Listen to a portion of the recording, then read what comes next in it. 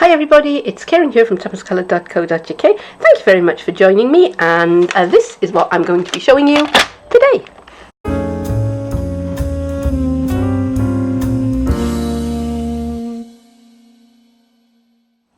I'm not doing a crafting project today, so if that was something you were looking for, then feel free to leave me and come back and see me another day when I will have one of my more normal tutorials up here. Today I am doing a product review of my brand new Stampin' Up trimmer, and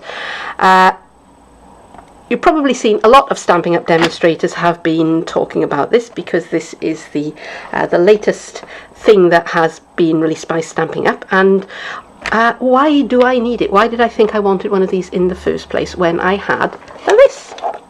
So this is my old faithful Stampin' Up trimmer, which I've had for nearly 5 years now. It was one of the first things that I bought for myself when I became a demonstrator, and it has served me well.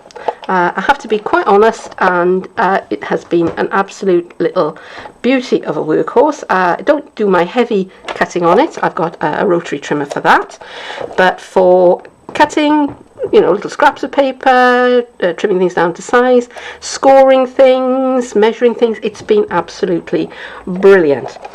So why get the new one? Well, this has been discontinued by Stampin' Up. There have been a number of problems with it over the past few years, mainly around getting cutting blades. It's been more and more difficult for Stampin' Up to source cutting blades, and the blades that they've been getting, for good and sufficient reasons, the people at Stampin' Up have decided that we're not going to be continuing with this particular brand of trimmer. We're going to have the new one, and I got my new one just yesterday, and I haven't really had to play with it yet, so we're going to discover this together. Okay, so first impressions, it is lighter than the old one. Let me bring it in so that you can see it a little bit better. My camera is quite close to my desk. It's lighter in weight. It doesn't have the storage at the back, which was quite useful, but the only thing that I ever stored in mine, I turned that over, was my spare blades. Although, you had space for other stuff as well, but somehow the only thing that I ever really fitted in there was spare blades, which was handy, but it's not a deal breaker. It's a lower profile than the other one. It's thinner, and it's got an extending arm, which I will pull out here. And whereas the old trimmer, there was a little leg that you had to flick up to make it level, this one doesn't need that. Let me bring that into shot. Just realise that you can't see that. This one is the same profile. It is continuous right across the piece, which I rather like. It's also got little marks. Let me bring this in for you. Can you see that?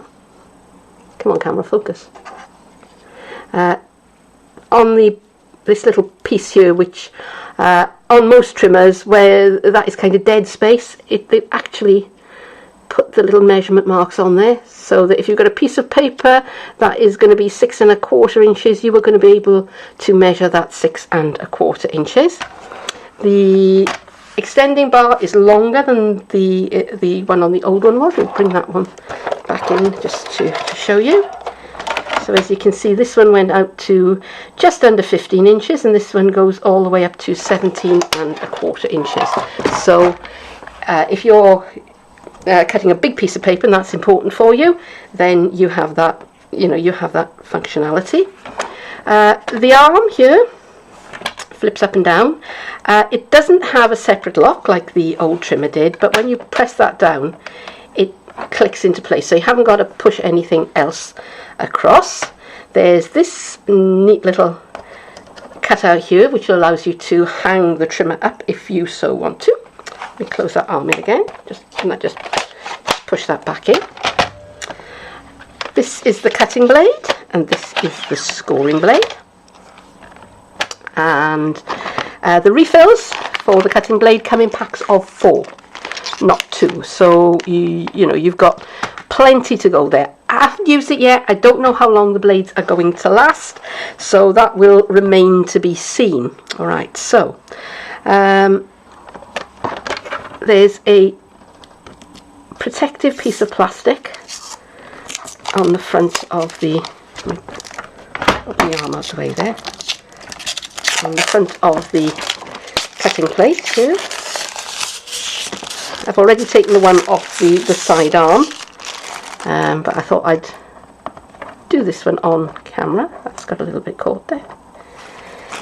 Okay, and there's also some protective film here on this side, so let's take those away.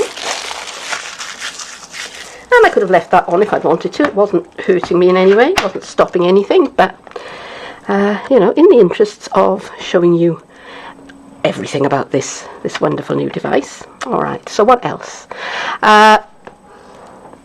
On this side we go up to 1.5 inches. So if you're cutting a small piece of paper, narrow piece of paper, sometimes it is easier to do your measurements on the right hand side of the cutting blade. The old one, it only went up to, I think it was 1.25 inches. We have measurements in metric and in imperial, which I like because I am an inches kind of girl. And same thing here in the middle, and same thing along the bottom here.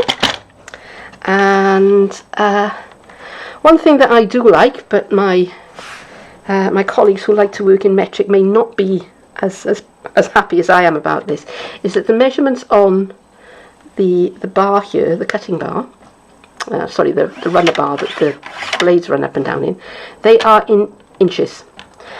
The old one, because I live and work in the United Kingdom, so I'm in Europe, the measurements on the old one were in centimetres and millimetres, and I like to work in inches. I'm an old-fashioned kind of girl. When I was growing up and going to school, that's what we were taught in. And I think in inches, so I'll think, okay, I've got something that's 2 meters, so that's about 6'6" in length. I will kind of convert things in my head. So I'm very, very happy to have that measurement in imperial. Whether or not there's going to be a European version of this with the measurements in centimeters, as yet I don't know. This is very, very new. Okay, so now, moment of truth, acid test. Let's try cutting something with it. So I've got a piece of Night of Navy cardstock here, and I'm going to cut a piece that is 3 inches. So flat blade, and that cut like butter. That was good. Okay, so let's make it a square. Try that again, 3 inches. And dabby dozy. And let's score it at 1.5 inches. So I'm measuring up to the 1.5 inches on this side. I'm going to use my light grey and give that a score. How has that worked?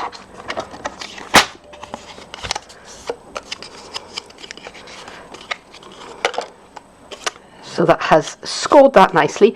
I kind of use the scoring blades on these as kind of a backup, because I really do like my simply scored board to do my scoring on. But you know what, that's pretty good. And oh yes, something else I should have mentioned. Am I in shot? Let me bring this back in. Right here on the cutter blades, there are little marks. There's one there and one there that I can line up with the marks on my ruler here and on my my cutting plate, that will allow me to measure how far down I want to cut. Okay, so far, first impressions, very happy with it. Definitely going to be seeing this being used, I would imagine, pretty regularly in my videos. At the moment, it's only available to demonstrators. Stampin' Up haven't told us when it's going to be available for everybody else to buy. However, if you're desperate to get your hands on one and you've got £99 to spend, then the month of October would be a good time to join Stampin' Up, because you can add this into your starter kit. You choose, I think it's £130 worth of items, and you only pay £99, and it's entirely your choice what you put into your starter kit. It's also a very good time because you've got the whole of October, November, December, and then January, February, March before you have to make your demonstrator minimums. So if you want to know more about that, leave me a message over on my blog or on my Facebook page, and I can tell you a bit more about it. But for now, yeah, first impressions, once again, very, very pleased with this. Hope that you've enjoyed learning about the new Stampin' Up trimmer with me, and come back and see me sometime soon for one of my project tutorials. But for now, bye bye.